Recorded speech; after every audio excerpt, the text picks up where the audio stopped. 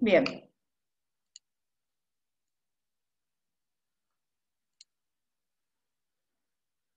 Entonces, fíjense lo que veníamos hablando de las bonificaciones, las quitas o las rebajas. Dice, pueden originarse por distintos motivos. Por ejemplo, por el volumen adquirido, por tratarse de productos próximos a vencer, por tratarse de productos fuera de temporada, a criterio del vendedor por considerar buen cliente al comprador. Es decir, se trata de descuentos que hacen a la relación comercial. Entonces, en ese caso, no los voy a registrar, los voy a netear. Por eso dice, esas bonificaciones reducen el costo. Fíjense que cuando hicimos, vayan en los Power anteriores, cuando hablamos de costo, decía que costo era valor de compra más todos los gastos necesarios, no recuperables, inherentes, sumaba cuáles gastos podían hacer, y abajo le ponía menos bonificaciones, quitas o descuentos, porque en realidad es eso, el costo. Dice, si la operación de compra ya ha sido registrada, las bonificaciones deberían registrarse mediante asientos inversos a los efectuados si se mantienen las condiciones originales. O sea, eso me quiere decir que qué pasa si el costo, la quita o el descuento se hace después que yo ya registré la operación. Entonces hago el contraasiento y registro, obviamente, cómo tendría que ser. Vemos un ejemplo acá. Dice, si el proveedor de la compra anterior nos efectúa una bonificación del 5% por el volumen de compra, quedando el importe a cuenta de futuras compras que el ente realice, entonces fíjense, dice, si la compra fue de contado, perdón, acá cuando queda a cuenta de futuras, anticipo a proveedores a mercaderías por 600, es lo que yo hago. O sea, si después que compré, fíjense cuando había comprado, que había comprado por 12.000, me parece que era.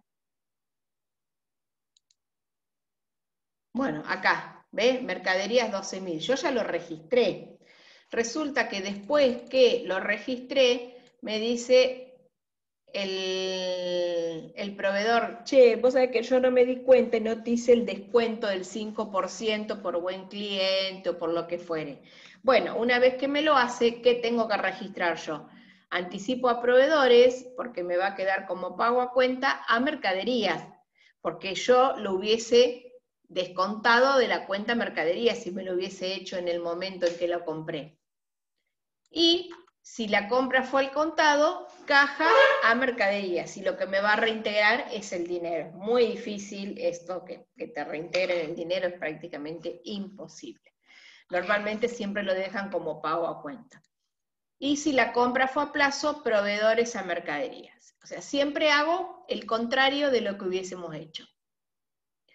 Esa cuenta anticipo a proveedores, como les dije hoy, genera un crédito, es decir, un saldo a favor, y siempre se hace con este tipo de devoluciones de mercadería, o cuando hago un pago a cuenta, significa, por ejemplo, le entrego una orden de compra al proveedor de que necesito tal mercadería para tal fecha, y que como consecuencia de eso ya le hago una entrega de dinero. Eso es un anticipo a proveedores. Bueno, un ejemplo de anticipo a proveedores, no sé si da para que lo hagamos, bueno, vamos a verlo.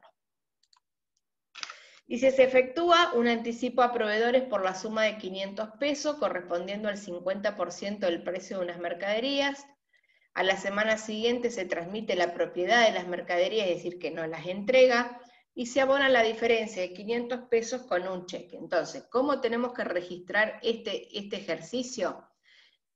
O sea, ¿qué hice? Le entregué la orden de compra al proveedor diciéndole voy a querer estas mercaderías y junto con eso le entregué 500 pesos. Entonces, anticipo a proveedores a caja. La registración al momento de la entrega del anticipo. Cuando ellos me entregan la mercadería, es decir, cuando ya llegó la fecha y me entregan, hago mercaderías, o sea, si el total de la mercadería era por 1.000, hago uso, es decir, disminuyo ese anticipo de proveedores, fíjense que es un activo que disminuye por el haber, por 500 y saldo pago el saldo restante con un cheque. Entonces, ese es el juego de la cuenta anticipo a proveedores. Una cuenta de activo que inicia obviamente por el debe y representa un derecho hacia terceros. Y ahora vamos a empezar, bueno, a ver, hasta acá, antes de empezar registraciones de venta. ¿Dudas? Yo ninguna. ¿Nada? No. Me dio sueño. Ahora en el próximo corte me hago unos mates, tardo un ratito, me hago unos mates, así después sí. Vamos con las registraciones de venta. Y como cuando yo empecé hoy les dije, tenemos dos tipos, las compras y las ventas. Y les dije que se pongan el signo igual de la ecuación contable acá adelante y pensemos de este lado que entra y de este lado que sale, con las ventas vamos a hacer lo mismo. Pero la diferencia de las ventas con las compras es que las ventas tienen dos asientos. ¿Por qué? Porque se supone que si yo estoy vendiendo algo, eso que estoy vendiendo antes lo tuve que comprar. Entonces ahí tengo que registrar el costo de lo que me salió comprar esa mercadería que vendí. Entonces, es muy simple. A ver si hay un asiento de venta acá y voy a explicarlo con el asiento. Después vuelvo a estos. No hay un asiento de venta. Acá.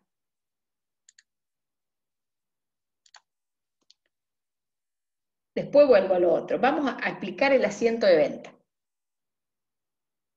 Yo hoy les dije que con el de compra ustedes tenían que pensar qué entra y qué sale. Con el asiento de venta, los asientos son siempre iguales. Es un activo a ventas, un activo a ventas, y seguido a esto va a seguir otro que dice costo de mercaderías vendida a mercaderías. A ver si se los puedo hacer, aguárdenme.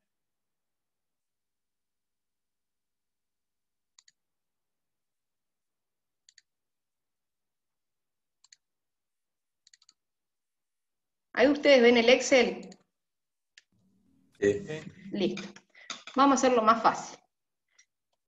Yo tengo, vamos a hacer una venta de mercadería por 10.000 pesos. ¿Cómo? En efectivo. Entonces, yo digo, bueno, ¿cómo registro esa venta? Vamos a hacer acá el debe y el haber. ¿Cómo registro esa venta? A ver, lo primero que pienso es que tengo la venta. Entonces hago, vamos a hacer acá el asiento de a ventas. Cuenta de resultado positivo. Cambié de máquina y ya no encuentro los signos. Entonces, esto va a ser 10.000. Lo que vendí, ¿no? Y yo sé que para poder vender, antes que había tenido que comprar. Compra. Entonces ahí voy a tener el costo. Costo de mercaderías vendidas. Cuenta de resultado negativo. ¿Y qué estoy entregando? Mercaderías. Cuenta patrimonial del activo. Vamos a hacer el ejemplo que esa mercadería nos había salido 5.000. Comprar lo que vendimos nos salió 5.000. Entonces fíjense que lo que yo les digo, que los asientos de venta son siempre iguales. Siempre iguales. ¿Qué es lo único que me va a cambiar? Tengo un tic con acomodar todo, se habrán dado cuenta. ¿Qué es lo único que me va a cambiar? Esto. El cómo cobré la venta. Entonces fíjense, vendí. Entonces registro la venta, cuenta de resultado positivo. O sea, en el primer asiento lo que tengo que registrar es la acción de la venta. Vendí. Y por vender, cobré. ¿Sí? ¿Hasta ahí vamos? Y en el segundo asiento, lo que tengo que registrar es la salida de lo que estoy vendiendo, de la mercadería. ¿Por qué? Porque se supone que si vendo pulóveres, me quedé con menos pulóveres en stock. Entonces tengo que dar la salida de los pulóveres que estoy vendiendo. Entonces hago costo de mercaderías vendida a mercaderías. ¿Y qué pasa con estos dos? Acá tengo dos importes, 5.000 y 10.000. Y esto es lo que me va a dar el resultado de la venta. Si vendía 10, algo que había comprado por 5, en esta venta, en esta operación estoy ganando los 5.000. Entonces ahí está el por qué, porque muchos chicos yo sé que hacen este asiento porque saben que va después de la venta, pero no saben el por qué lo hacen. ¿Sí? ¿O me equivoco? Es así, muchos lo hacen porque saben que después de venta va a costo. Ahora, he agarrado a un montón de chicos y le digo, bueno, ¿y por qué eso va ahí? Y no saben contestarme, no saben explicarme que va el costo de la mercadería, porque para poder vender tuve que comprar, y venta menos costo me da el resultado de la venta, y tampoco me saben explicar por qué acreditan mercadería, porque si vendí, hay un bien que está saliendo del ente, que lo estoy entregando por el hecho de la venta. Entonces lo tengo que dar de baja en mi stock. Entonces les vuelvo a repetir, hay un solo interrogante, es decir, el asiento de venta va a ser siempre así. Siempre así. Esto, que es lo que vamos a hablar ahora, a ventas, costo a mercadería. O sea, estas tres cuentas van a ser siempre iguales. Lo único que me va a variar es la que va al débito, en el primer asiento. ¿Y por qué me va a variar? Porque la pregunta que me tengo que hacer acá para saber cuál es la cuenta que hay, o la cuenta que va, es ¿cómo cobré? Profe, Y con esa pregunta, sí estoy, y con esa pregunta van a dilucidar cuál es la cuenta que tienen que poner. Sí, decime, Daniel. ¿por qué automáticamente cuando se produce la venta se hace el registro de la compra del costo y no a fin de mes? Porque ahí, muy buena tu pregunta. Lo que pasa es que como estamos hablando de la primer parte de la materia, ¿vos ya la cursaste o algo? Sí, hace un par de años, 2012. Bueno, lo que pasa es que hay dos formas de registrar el costo de la venta, de acuerdo al tipo de inventario que estés usando, el tipo de inventario periódico o el permanente. Pero eso lo vamos a ver en la segunda parte de la materia, en donde ya específicamente bienes de cambio. Por el momento, lo que yo quiero que me entiendan es que después que vendo, compro. Perdón, después que vendo va el costo, porque lo tuve que comprar para vender. ¿Por qué determinamos, o sea, lo que vos me estás preguntando está bien? ¿Por qué? Porque hay dos formas de determinar el costo. El inventario permanente, y la palabra te lo dice, lo haces permanentemente después de cada venta. O el inventario periódico, que se hace una sola vez en el año al cierre del ejercicio. Pero lo que pasa es que cada tipo de inventario tiene sus diferencias y sus semejanzas. Y bueno, de acuerdo al tipo de empresa es cuál inventario vamos a utilizar y cuál no. Bueno, ¿me entendiste? Sí. Bien. Brian, ¿podés apagar el micrófono? A ver. Sí, perdón. Ahí está. Bueno, seguimos. Después, entonces fíjense, este es el único interrogante que nos tenemos que hacer cuando hay una venta. ¿Cómo la cobré? Entonces, acá esto nos va a dar la respuesta para saber qué tipo de cuenta tengo que utilizar al debe. ¿Y cómo cobro una venta? ¿Con dinero en efectivo? Si lo cobro con cheques al día, o sea, voy a utilizar también caja si lo cobro con cheques al día. Voy a utilizar valores a depositar si lo cobro con cheques diferidos.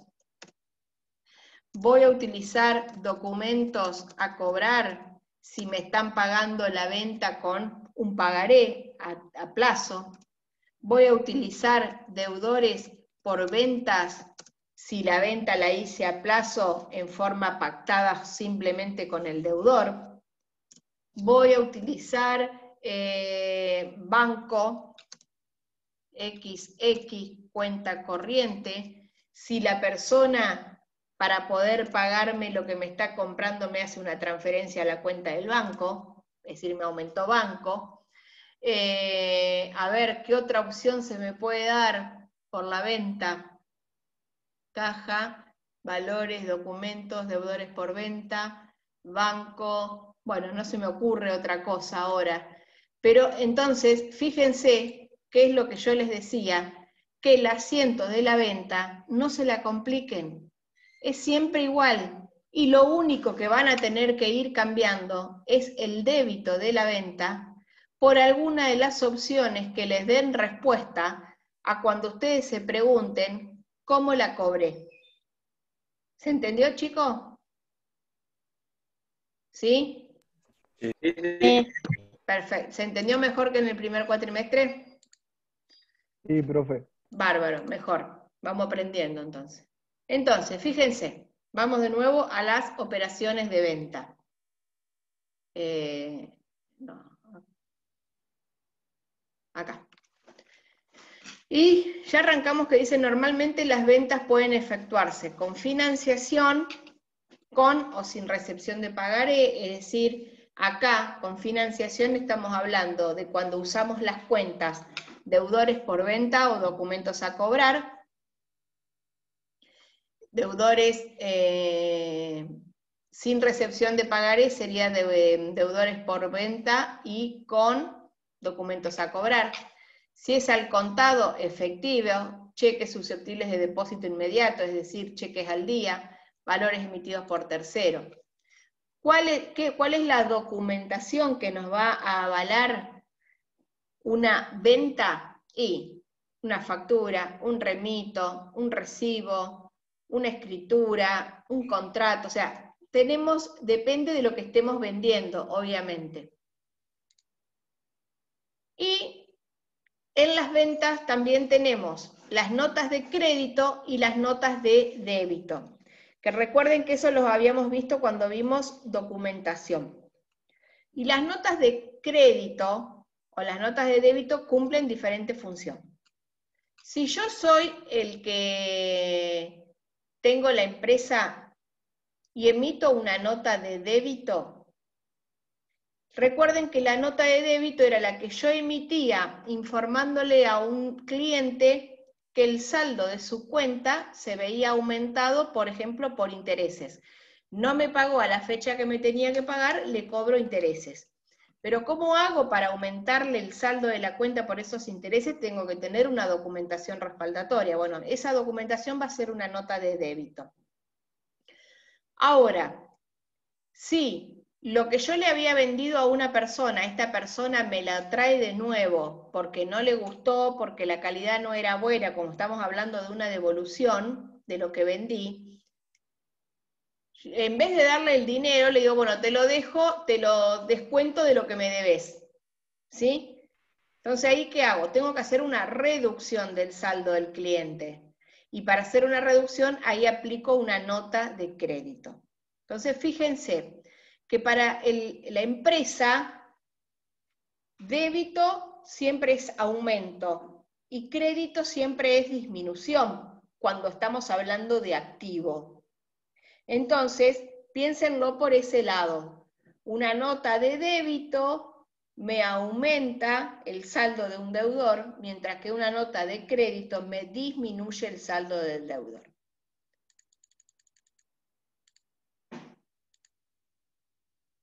Registraciones de venta, devoluciones, bonificaciones. A ver cómo sigue esto.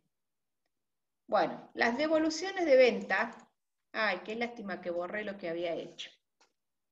Las devoluciones de venta se pueden producir exactamente con las mismas características que las devoluciones de compra. Es decir, si yo vendí 10 pulóveres, a la persona no le gustó, vino y me los devolvió.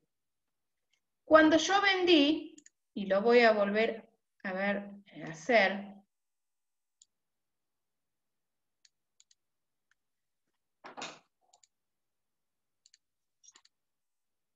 cuando yo vendí dijimos que hacíamos, por ejemplo, caja, ventas, costo, mercaderías.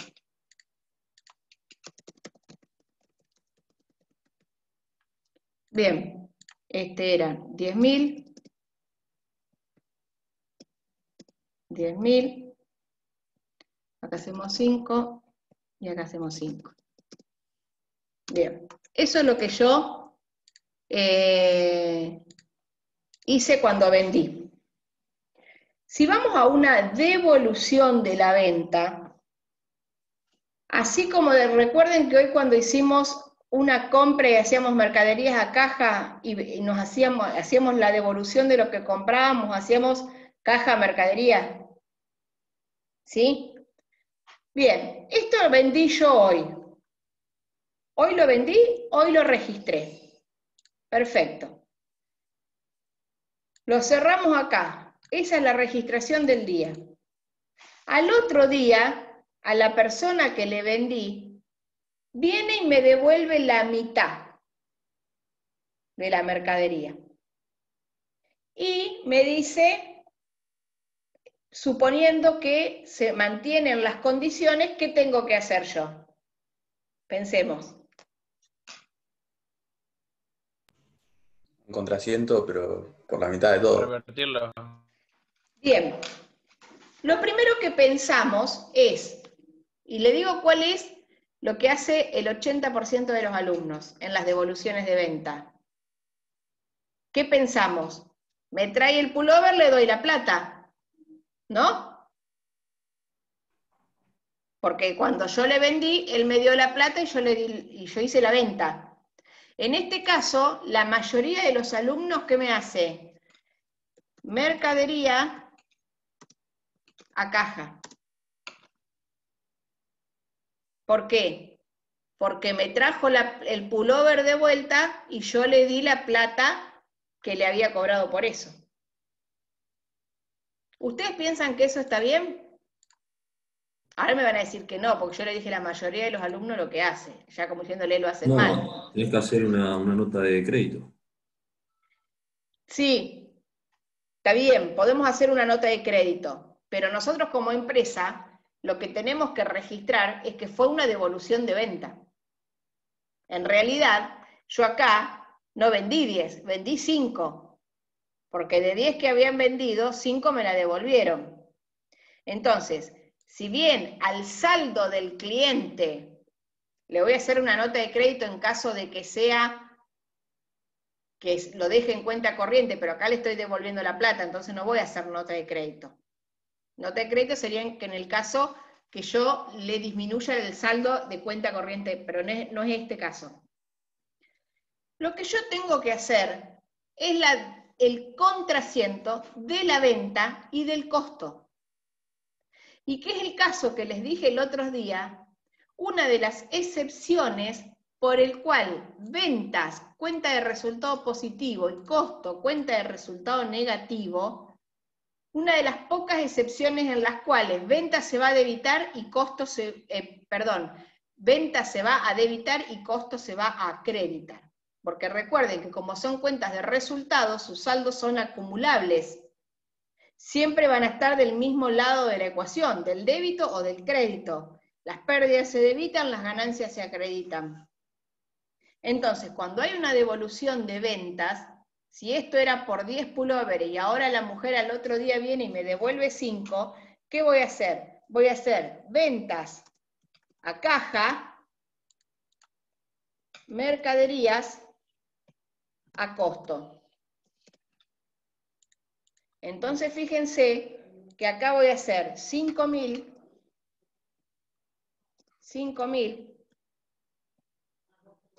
2.500, 2.500. Si lo que me devolvió es el 50% de lo que yo le había vendido, bueno, entonces empiezo por la primera parte. En realidad, ¿vendí 10.000? No, vendí 5. Entonces tengo que hacer el contrasiento de la venta. Y en realidad, ahora me están ingresando 5 pullovers que yo los había dado como salidos. Entonces tengo que hacer el contrasiento del costo. Y si yo acá había pensado que 10 menos 5 había ganado 5, en realidad ahora, fíjense que acá tengo 2.500 de diferencia. Quiere decir que la ganancia de esa venta en realidad fue 2.500, no 5 como lo habíamos visto. Entonces, esto es importante, porque ¿qué pasa? En el apuro de registrar, cuando hacemos una devolución de venta, como les decía, lo primero que pensamos es, yo soy el dueño del negocio, viene el cliente y me dice, toma, te devuelvo este pullover porque no me gustó, me queda chico. Bueno, me entra mercadería, le devuelvo el dinero de lo que me había pagado. Entonces pienso, ¿qué hago? Mercaderías a caja. Pero me estoy olvidando de que el hecho anterior por el cual se había generado esa operación venía de una venta, y si tenía una venta tenía relacionado un costo.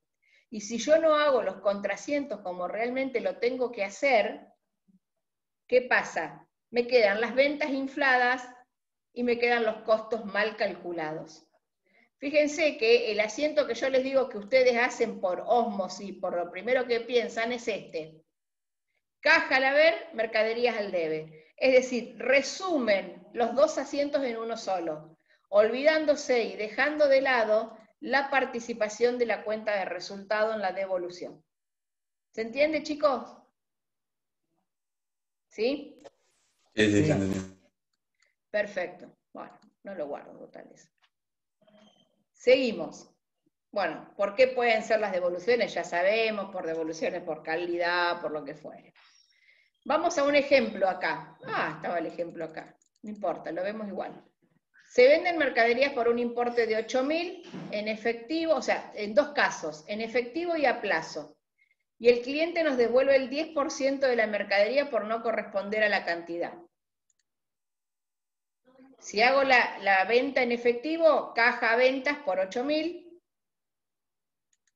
bueno, en este caso no hizo el costo, y la registración de la devolución es venta, anticipo de clientes, porque lo estábamos haciendo a plazo, es para si el importe queda a favor de futuras compras, podría utilizarse si no devoluciones de venta, pero nosotros usamos anticipo, y a ver si hace el ejemplo con el costo.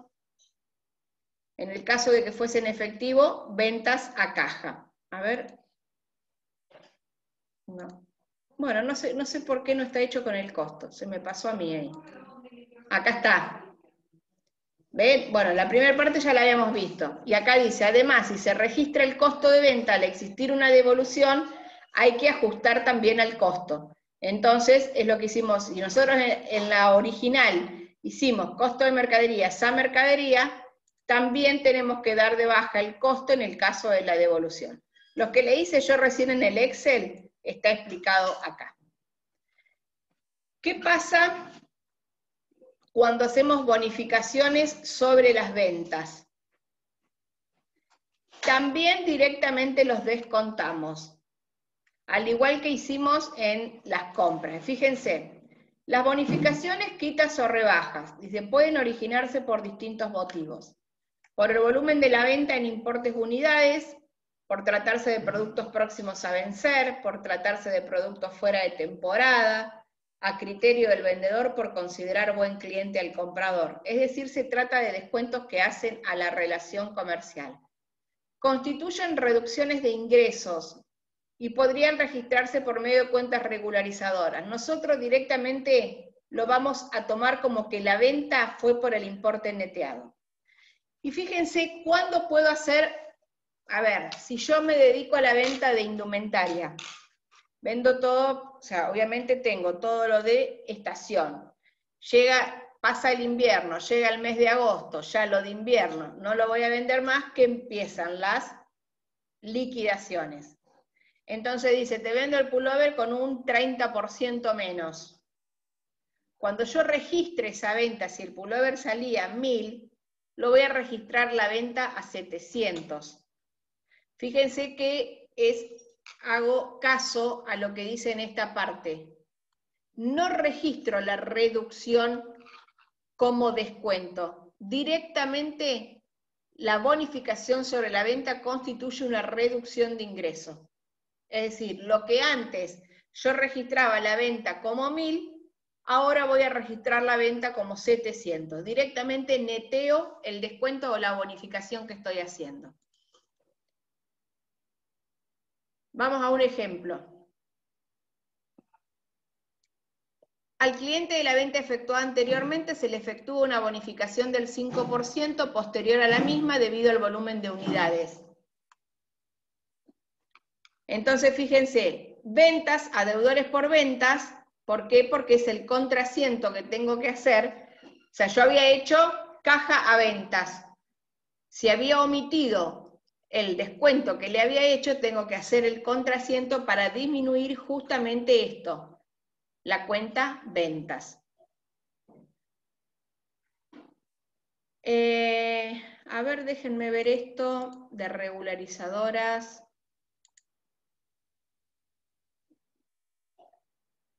Bueno, regularizadoras para las devoluciones no vamos a ver. Lo que sí les voy a decir lo que son las cuentas regularizadoras, pero no que las usemos para, en síntesis, las devoluciones. Las cuentas regularizadoras, y la palabra misma se los dice, a ver si están más acá, nacen justamente para regularizar saldos. Y un ejemplo muy común de cuentas regularizadoras es, vieron que yo les dije la clase pasada que existían operaciones al inicio, durante el ejercicio y diferidas al cierre. Que dentro de las diferidas al cierre, uno de los ejemplos eran las depreciaciones de los bienes de uso, más que nada, porque ¿qué pasaba con los bienes de uso? Tienen su desgaste. Es decir, si yo compro un auto en enero del 2020 y lo registré por 1.000.000 de pesos, ese mismo auto a diciembre del 2020 en los libros va a seguir estando a 1.000.000 de pesos. ¿Pero está bien?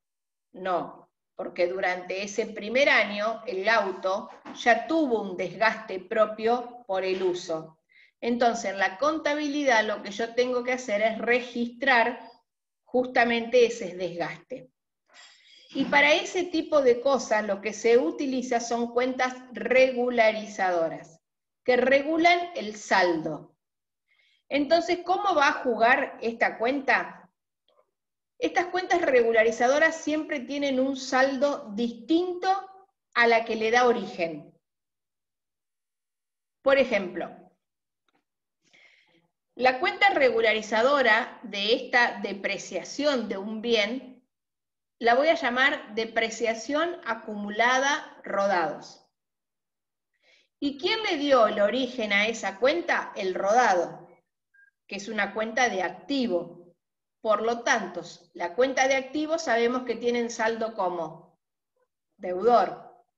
Entonces, la regularizadora va a tener saldo contrario. Y va a ser una patrimonial de activo, porque nació como consecuencia del activo rodado, pero con saldo acreedor. Entonces a esa la vamos a llamar PASA. Patrimonial del activo con saldo acreedor.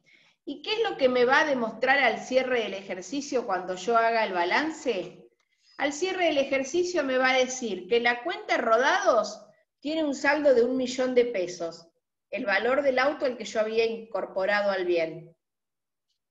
Y seguido a eso, en el balance, va a decir depreciación acumulada rodado, restando, por ejemplo, 100.000 pesos.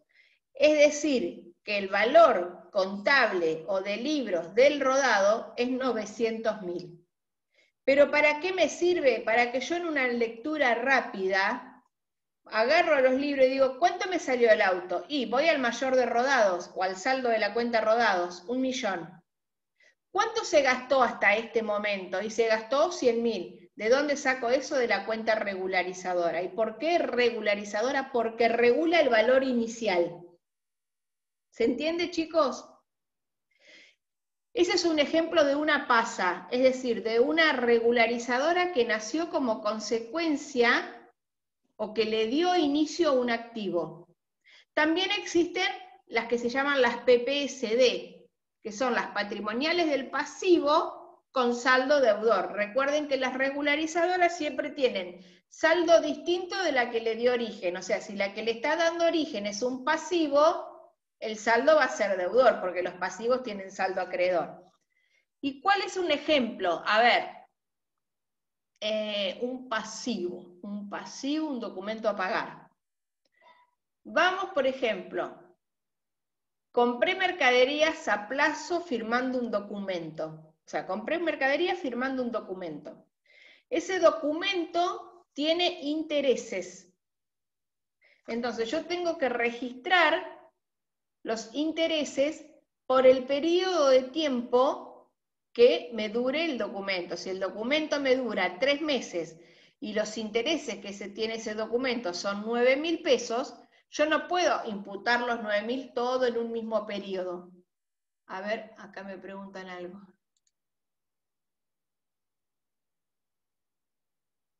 No. Acá me dice Lucio si en el mayor las cuentas regularizadoras se registran en el mismo mayor que la cuenta de origen. No. Cada cuenta va a tener su mayor distinto. Por eso, cuando desaparece la cuenta que le dio origen, tiene que desaparecer la regularizadora, porque si no, no tiene sentido de que esté. ¿Se entiende? O sea, el día que yo venda el auto, tengo que dar de baja la regularizadora, porque si me queda ahí con saldo, ¿a quién está regularizando? Si el activo que le dio origen no lo tengo más. Entonces siempre va de la mano de quien le da origen.